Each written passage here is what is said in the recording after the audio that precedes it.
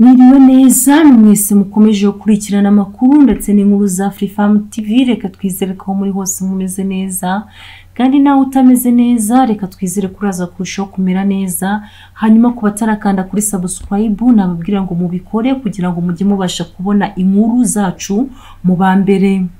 Habaye impinduka muri Rwanda Gospel Star Live aho abahanzikazi Dorcas na Vestina basezerewe. Mukomeze mudushyigikire mukanda like na subscribe, Imana ibahe umugisha.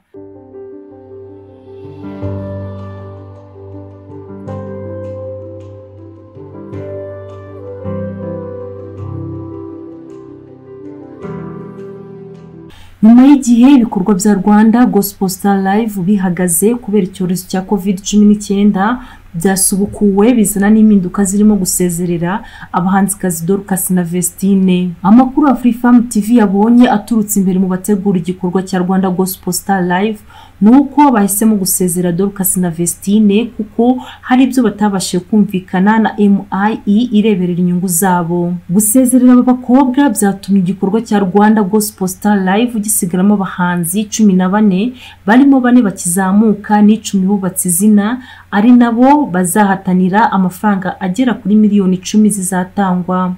Ku bijyanye n'impamvu ibikorwa bya Rwanda Gospel Star Live byari byarahagaze, ubuyobozi bwavuze ko byatewe n'ubwiyongere bwa COVID-19 bwatumye ingamba zo kwirinda zikazwa. Bati twari muri guma mu rugo, urumva ntabwo twari kubasha guhuza abantu, ariko byasubukuwe. Nyuma yo gusubukura ibi bikorwa kuva kuwa 2 tariki ya 7 Nzeri 2021 abahanzi batangiye imyitozo yo kuririmba live.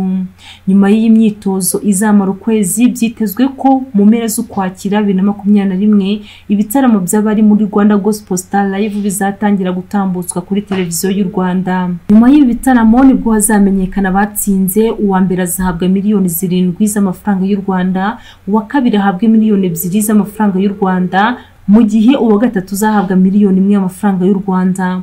Abahanzi 14 bari muri Rwanda Gospel Star Live ni Serge Iyamuremye, Israel Mbonyi, Aline Gahongayire, Tonzi, Gabi Kamanzi, Lataje, Naisha, James na Daniela, Gisubizo Ministry, MD Kora Kristo Sirenyati, Gisele Precious, True Promises Ministry, Aime Frank Nitezeho na Annette Mulava.